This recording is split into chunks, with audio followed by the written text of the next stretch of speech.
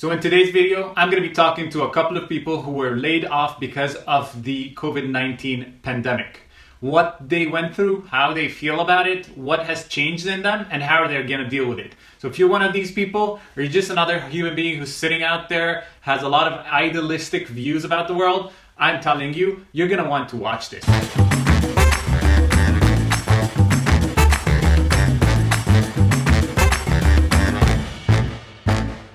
So, the idea to do this video came with a set of pre-judgmental ideas, and to be very honest, I've never done interviews before, and as soon as I hit that record button and asked the first question to the first person I interviewed, I was like, there's no way I'm going to be sticking to the script that I had. Experiencing the entire thing from their own point of view really made me question a lot of the things that I used to feel are 100% true, and they made me feel like there's really much more to what a business is, to how the world should and is operating than what I thought initially. And I felt like I was gonna come into this video and simply say these people had it wrong.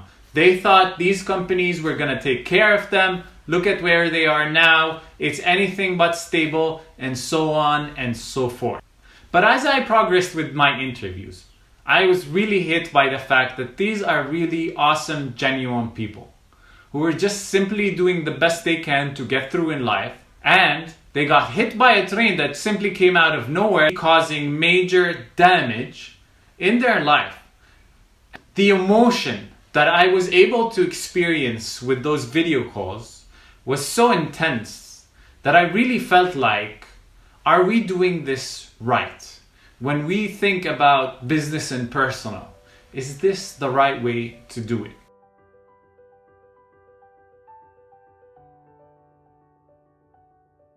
We've been working remotely for several weeks, and I got a call on a Friday evening, and they said, sorry, we gotta let you go. So a week before we were laid off, there's already a town hall where our CEO already gave us a head start. Should we move forward in 3 months or so, we're not gonna make it. It's kind of, how do you call this? Very emotional for me right now as I go back through what has transcribed. He just explained, mate, it's a sad day for everybody. We don't want to see you go. You did nothing wrong. Just unfortunately, your role has been made redundant.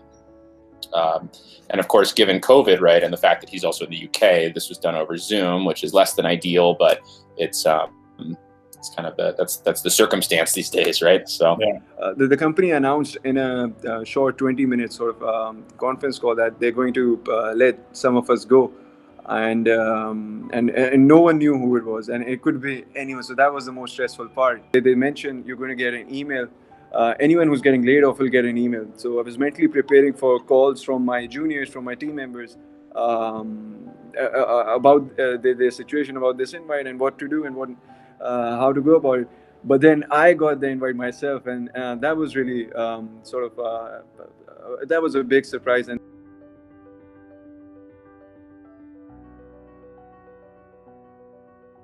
shock, complete shock. I was disappointed at the time because I realized that I was performing and I had all these achievements for the company, but they didn't count at the end, or so I thought at the time. Yeah, I was initially shocked, but afterwards felt pretty just kind of numb and empty, and wasn't really sure how to feel for a while there. There was actually a sigh of relief in my heart because, oh my God, finally, there's a concrete move from the management, because we've been waiting for 2 months. Imagine. And we're just here staying at home, waiting for an announcement. It's like a relationship. You're just waiting for your partner to say it's over. Yeah. Sadness. But there's more to it. Like, yes, it stinks getting laid off. It stinks getting laid off during a global pandemic. Especially when I've got a wife and 2 kids. But it was more sadness on the teams that I built, and that I won't be able to work with them in that capacity anymore.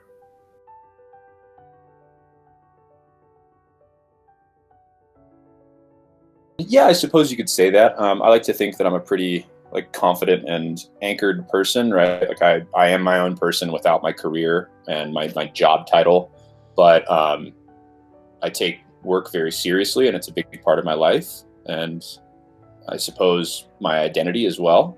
We are adults and we need money to survive, right? And also, there comes a sense of accomplishment for ourselves. If we have a job, if we have a role, that makes us significant in the world.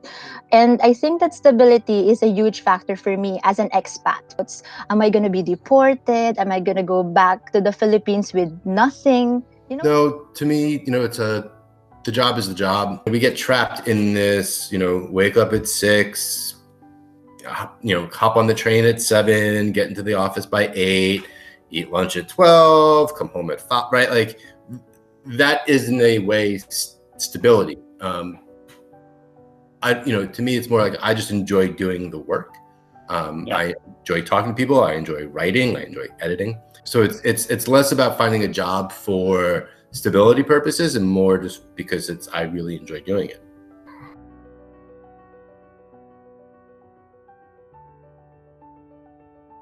The hard work that you put in does not sort of guarantee you a shot at stability. It only sort of increases your chances, regardless of the environment you're in, but it never sort of guarantees your safety. So that's how my opinion on the matter has sort of morphed. Nobody is indispensable, and everyone is expendable. You as a worker are a line item. I get that. Someone is probably looking at this line item saying, what does this guy do? He doesn't manage anyone. He's not a rep. He doesn't generate revenue. Man, he's an expensive line item. And I'm sure that's just how it went. Unfortunately, the role was made redundant given the current climate. And on top of that, I was paid very well. And so I can understand how the business would justify saying, hey, I think we got to let this guy go. Doesn't make it hurt any less, but I understand the business reasoning for it. It actually ignited something in me to start my own business, actually. So I always link money for stability. And where do you get money? From job, right? So in these kinds of scenarios where we can't control anything, it transpires to me, is there a way for me to have a control? Which is start your own, be an entrepreneur, have a control of your decisions, of how are you going to be stable moving forward. So let's talk about the elephant in the room. Stability. The word that the world loves to throw at you at every single chance it gets. To me personally, stability is just a concept that was created to force people to stay in their jobs when they hate the crap out of it. When they wake up that morning and feel like, that's it, I can't take anymore, this is not what I want to do. Stability is the one word that hits you in the face and tells you not to do it. Yeah, we all need money, of course. We need to spend money to be able to live, and so on and so forth. And working is definitely not something you should never do, but rather, the concept of stability is fake, simply because, as we said earlier, as soon as the equation of the give and get kind of gets imbalanced, exactly like what just happened with this pandemic, the company is going to let you go. So that rock that was actually stabilizing your life is no longer there. And it was taken from you in a single day, simply because of something you had no control over. You did nothing to cause this. You weren't actually even performing in a poor way. And somebody was able to strip you of that in an instant.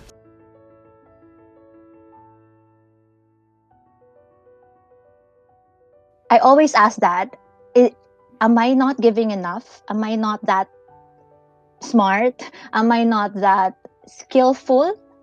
But when I saw the list of people who were ousted, some people are actually really senior management who have several degrees and have accomplished a lot. If that person who has contributed lots of money was ousted, then it just gave me a feeling of, oh, I'm just as skillful and talented and significant as this person. So it gave me a, it's just an internal realization for me that I'm I'm still valuable even if I'm It's laid off. definitely opened my eyes. I've never been fired. I've never been laid off. Yeah. I've only ever quit jobs to take better jobs. I guess I sort of questioned my sort of ability in that aspect, and was it because of a personal reason, or because I was not maybe clear in my communications, or was it something I done? So there was a certain doubt at the start. I am no special, no better, no worse than anybody else. Again, as a line item, it could be anybody. So I don't. It's not why me. It's a really easy trap to fall into, that we look to our job titles and how much we make and how important we are in the business, or how many people we manage, and that is kind of what defines who we are and the value that we are as a human being. And so I've been focusing a lot, just like doing my own kind of mental, personal work of just, hey, I know my own value. I don't need to have a job title or whatever to prove that to anybody. I don't need to prove anything to anybody.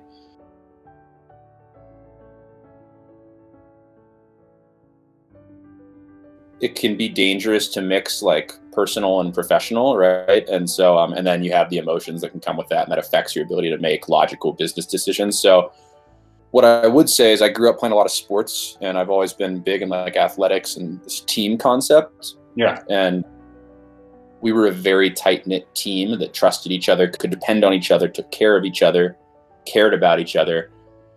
So I wouldn't use the word family, but yeah, we were a very tightly knit team. I remember we went to this railway station to acquire a lot of people onto our platform, and we got a real bad beating out of it. There was a riot, and then it was crazy. So those are the kind of bonds that that it really sort of motivated me to look after these people. And I feel like I got all those things from the people here, and that's why I feel it is a family, and they're still in touch with me. They're still sort of supporting me. So that's what's most important. Everyone is actually, intertwined, and even after working hours, we bond. Families take care of one another. Companies want to make money. Like I don't buy into that. I respect and in many cases love the people that I worked with.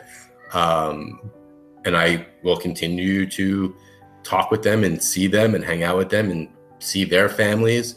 But as an employee of a company, no, I am not a member of a family. All heard the sentence, it's a family. Let's grow like a family. And for me, that was one of the most unrealistic sentences that you could ever say within a company. When I first started doing my startup, I was the world's best boss. I was so flexible. I liked the people I worked with so much. I wanted them to simply be my friends. I wanted them to come to my birthdays. I wanted them to be comfortable, and I trusted them. I gave them so much flexibility that it ended up backfiring, where some of the people I initially hired really never wanted to do much work and expected that it was simply okay because that was the norm. If you accepted one day that I am not going to show up, why aren't you going to accept it the next day and the day after that, and so on? So it created a lot of a lazy environment, as I saw it, that I was unable to actually manage the business efficiently. And that caused me to go back and reassess my way of handling my team. So I became stricter with time. I started splitting up the personal and the business sides, because I really felt like my main job was to make sure this entity, the startup, is actually generating revenue. To achieve that, I had to make sure every single person within this team, including myself, actually is adding to the equation. Where if what you bring into the company is greater than what you're paid, you're staying there, they love you, we're gonna keep you, we're gonna make sure you're happy. If not, or as soon as anything happens where that equation kinda gets messed up, you're out of there. The majority of the world today works in that sense. Does that mean that it's the right way? After doing this, I really do not know. Yeah, there's definitely some things that I've learned coming out of this, and it's going to change, and it has changed my perspective on careers and just my professional life. It's not going to change the way that I treat coworkers or team members. I'm still going to be the same person I was before, but have definitely learned some lessons coming out of this. Now, if we kind of take out the norm, which I think is probably more than 95% of the world today, is there a possibility where we're able to actually build a family, by all means, that grows and builds an entire and successful business?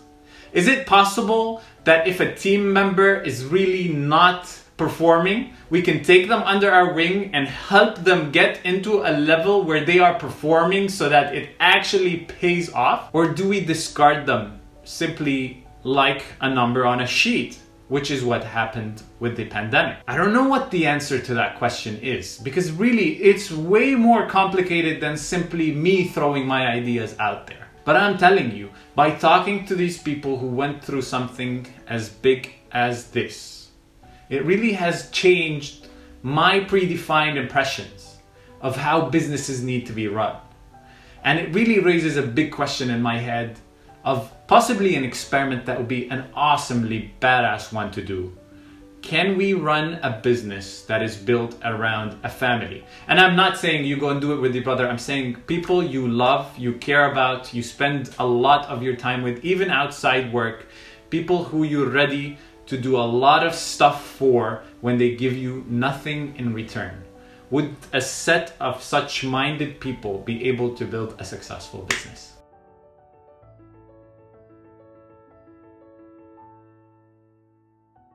Knowing that the people that I worked with and that I became close with, that created that sadness of me no longer being there, that I still talk to them every day, even, and not about work or the company, but just talking to them about their lives. You know, I've been a big part of their life. They've been a big part of my life for the last, 3 years. So just knowing that they're still a text or a phone call or an email or a tweet away, that allays that sadness pretty quickly.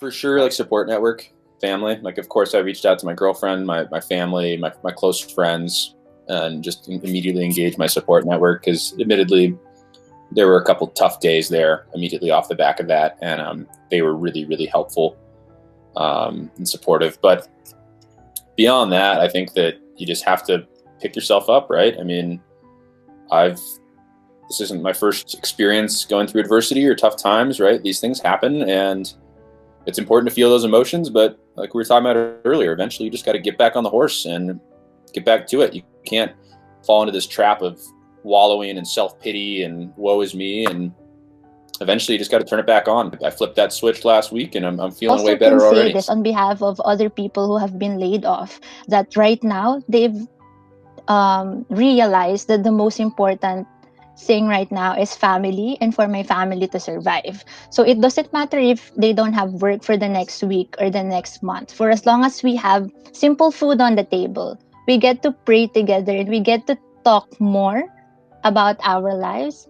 That's what really matters right now. When I asked these awesome people about what it was that got them back on their feet, all of them answered in a way that talked about family, or that close set of people that they had around them.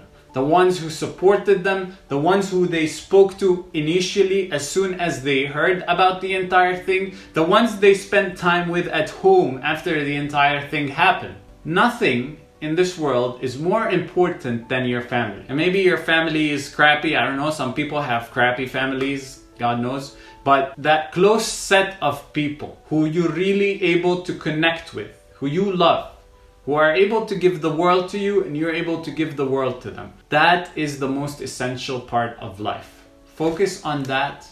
Make sure you spend the most amount of time with these people. Enjoy them. Don't let life just pass you by. Make use of that time you have, which is a blessing. Make sure you enjoy every single thing and every single moment with those people.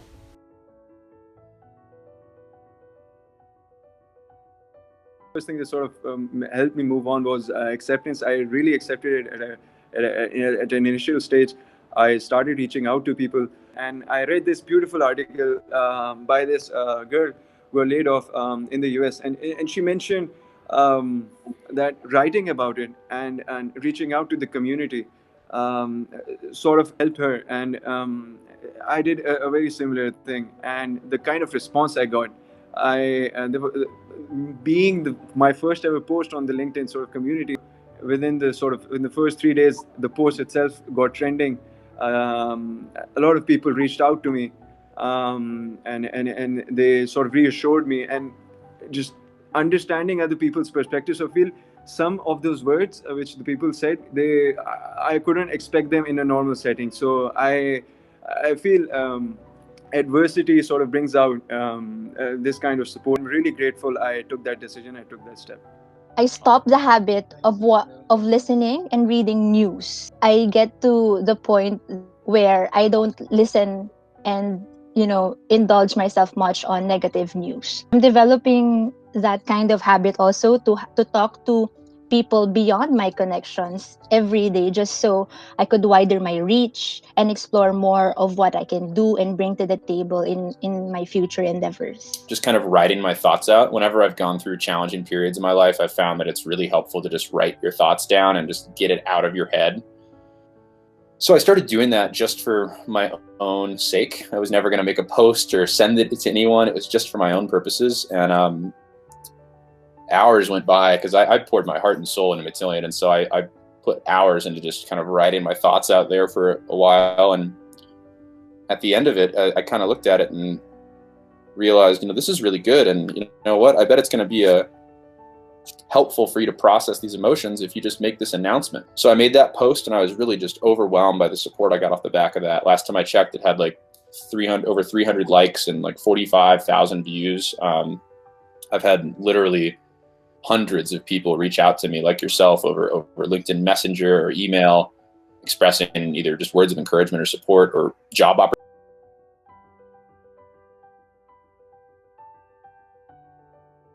Try to take a step back, reflect and absorb what really are my strengths. And am I still gonna go in my past experiences at work, or do I change my career entirely? Because this downtime actually gives me a sense of, wait, Faye, you're really good at writing. You're really good at people management. You're really good at expressing yourself. Maybe there's a chance for you to take on a PR and communications role. Or Faye, you have a good grasp of business. Maybe you should start your own business and talk to lots of entrepreneurs and startups and start your own startup. And I'm young. I'm 26, and I know that there's still a lot ahead of me. If I take the wrong move now, I still have a time to reroute and detour. But what it does, though, is that when these moments when I am not tied to a particular organization, it actually allows me to be a little bit more creative. I started a newsletter a week after getting laid off, and it basically started as a whim, where I went to Twitter and I did the poll function on Twitter, and I asked my Twitter followers, would you be interested in reading this? And I think like 150 or 160 people responded, and 70% of them said, yeah, sure, why not? So I started it, and then I am now 2.5 weeks in, and I'm at about 1,800 subscribers. Wow. And that doesn't happen if I am still working for a company. As I was doing research for this video, I actually found an amazing 10-year study. And this study looked at executives who were actually laid off. 91% of these people were able to get a job that was as equal or even better than the job they had. And 78% of these people actually went on to become CEOs. What I'm trying to say here is being laid off, although it's a crappy thing to happen and it's a problem that you will need to solve to survive, let's put that aside. It's really just a speed bump. It will probably be one of the very few moments in life where you get that blessing of slowness, the blessing of peace, where you are not forced to keep on running every single day because now you've slowed down, you stopped, you're looking around, you see your family, you see everything in your life, you see all of the stuff that you've been trying to do or did, and then you look forward and you're really able to make decisions with much more clarity. So be it a new job, be it a business, you are going to be able to look at that with much more clarity than you imagine. And it will help you make decisions that will take you a large number of steps forward. For me personally, in the past months, I've been working my ass off.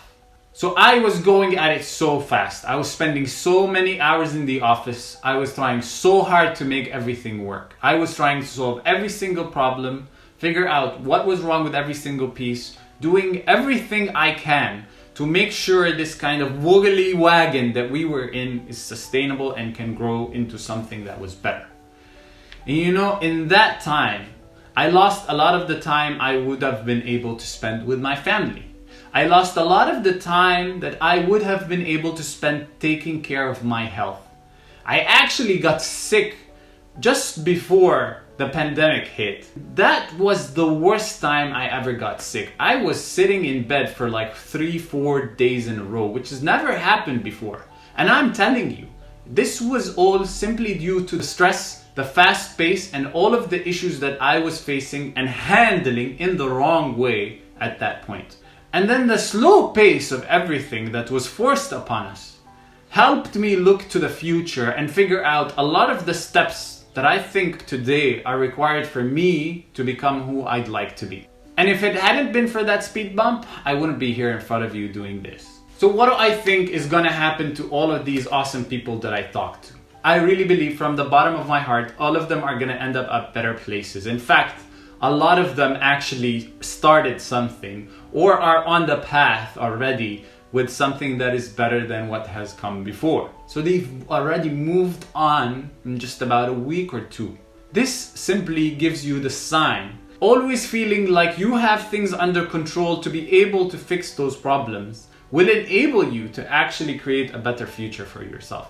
And what happens as a next step is really up to you more than anybody else. And today we're facing a really huge effect on the entire economy due to the pandemic. But I'm telling you, the people I talk to, I have no doubt in my mind, they're going to be able to figure it out. Now, I reached out to probably 50 people, and most of them did not even reply to my message on LinkedIn. Some of them actually apologized simply because they were scared of legal consequences. So the results that I found and the stuff that you've just seen probably is biased because the optimistic ones, the positive ones, are the ones who spoke back. And all of them said the same thing. Articulating their thoughts, writing it down, and then giving it out to the world was probably the best thing they did in this situation. It helped them find what they were looking for. Job opportunities came to them, people were supporting them. They found clarity, they found results because they simply wrote what they felt, what they were going through, and put it out there to the world. So I encourage every single one of you, even those who are still really trying to handle their emotions or what just happened, just write it down, handle those emotions. And you don't have to put it out to the world if you don't want to, but you need to put it out there in front of yourself and handle that reality and then move forward. Because there is nothing that just happened, which means you are really an unlucky person who has been handed a really crappy package from life that will never kind of get sorted out. On the contrary, I think if you look at this as a gift, it will definitely turn into a gift. So for all of you out there, hang in there. If you're still feeling crappy about this, give yourself a timeline to actually get done with those feelings and start moving forward. But the lady and gentleman that I interviewed had stuff to say to you, so I'm gonna leave you with that, and I'll see you next time. For approximately 700 days, I remember specifically, there are less than 40 days I got to get home before midnight. That's the kind of work sort of ethic I had. But then I really enjoyed staying home. I really sort of started listening more closely to the problems of my parents, and it sort of helped me connect. And I think finally it's also a lesson in adversity that no matter what, I think to hope is to human, and you need to stay positive. Just hang in there and trust yourself, and please stay safe. I hear you, right? I'm going through it myself. So keep your head up. It's going to get better. I would recommend gaining employment sooner than later, given the direction I think the economy is going. I think we should all be looking to get employed again quickly. Engage your network, take time to process your emotions, dust off that resume, start reaching out to people in your network, and put together a compelling story. I'm a sales professional, right? So I think about, how do I sell myself to other people? How do I sell the value that I can provide to businesses? So rather than just pushing my resume across a desk, I check out their business, I understand what they do, and then write a compelling story or note to hiring managers there, just saying, hey, I understand you do X, Y, and Z. I think I can add value in A, B, and C ways. Even if you're not hiring right now, I would love to just have an exploratory conversation, because I'd welcome the opportunity to join your company. And that's been met really well, even really well, Fortune 100 companies that are not hiring at all. I've had vice president level, even C-suite, respond positive to that and saying, yeah, happy to have a conversation. So would recommend folks approach it that way. That for the people who were laid off like me, someone actually sent me a message in LinkedIn. I don't think that your skill set is for our company, but I really like your energy and your positivity. Let me go back to you, because we might carve another role specifically for you. I like this kind of energy, and I'll be willing, to take you into my team. It pays well to have a different mindset, to just really be positive, because whenever I'm positive, I get to be more creative.